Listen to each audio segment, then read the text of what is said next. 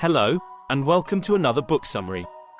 Today, we're diving deep into The Anxious Generation, a 2024 publication by Caitlin Flanagan that tackles one of the most pressing issues facing today's youth, the epidemic of mental illness. In this book, Flanagan explores how the drastic changes in childhood, namely the decline of unstructured play and the rise of smartphone usage, are reshaping the mental landscape of Generation Z. Unlike most books that might touch on either technology or parenting separately, The Anxious Generation interweaves these elements to explain how our digital age is fundamentally altering the developmental experience of today's youth. The book is grounded in extensive psychological and biological research, providing a comprehensive analysis of how the transition from play-based to phone-based childhoods is causing significant mental distress among young people. Flanagan argues that the constant connectivity brought by smartphones, social media, and digital interaction has led to increased rates of anxiety, depression, and other mental health challenges. Key point 1: Smartphones and mental health. Since the early 2010s, we've seen a dramatic rise in mental health issues among teens and pre-teens. Flanagan suggests that this surge is closely linked to the widespread adoption of smartphones. She shares staggering statistics, like a 145% increase in depressive episodes among girls since 2012 and a 161% increase among boys during the same period. This mental health crisis is not just about self-reported symptoms. There's also been a significant rise in diagnosed conditions like anxiety, depression, ADHD, and bipolar disorder among college students. The core of this issue, as Flanagan sees it, lies in the profound social and developmental changes that smartphones have introduced. With constant access to the internet and social media, young people are more connected than ever before, but this connectivity comes at a cost. The constant comparison, the pressure to present a curated version of oneself, and the addictive nature of these technologies are all contributing factors to the mental health decline in Generation Z. Key point 2: The importance of play-based childhoods. The book also emphasizes the critical role of play in childhood development.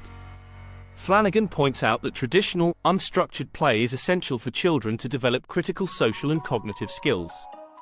However, the rise of smartphones has significantly reduced the time children spend engaging in free play. Instead of exploring, imagining, and interacting with their peers, children are increasingly drawn into a structured, virtual world where interactions are mediated by screens. This shift has profound implications. Play is where children learn to navigate social dynamics, solve problems, and develop resilience. In contrast, the controlled environments of digital games and social media do not provide the same opportunities for growth.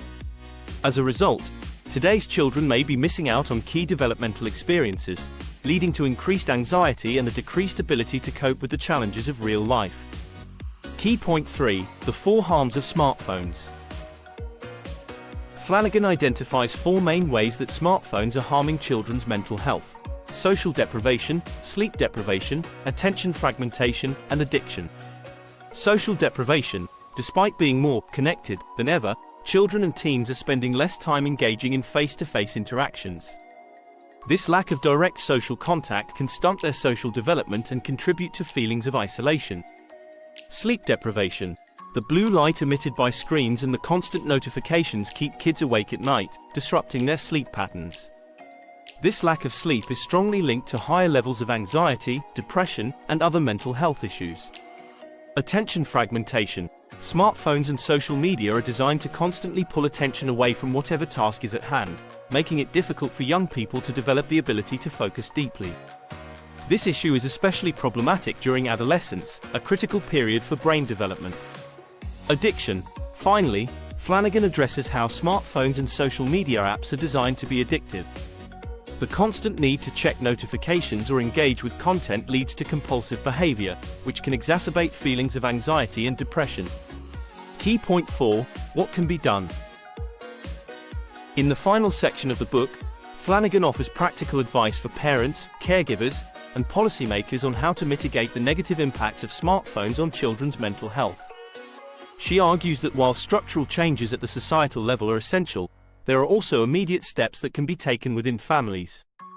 For younger children, limiting screen time and encouraging free, unstructured play is key.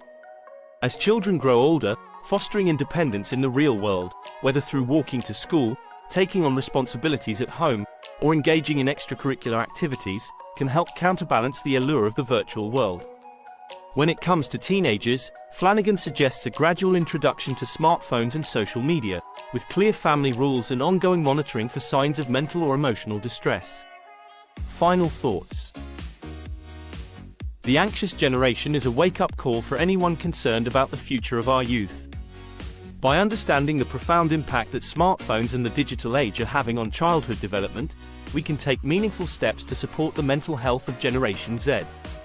Whether you're a parent, educator, or simply someone who cares about the well-being of young people, this book provides essential insights and practical strategies to navigate the challenges of raising children in a connected world. Thanks for tuning in. If you found this summary insightful, please like, comment, and subscribe for more content like this.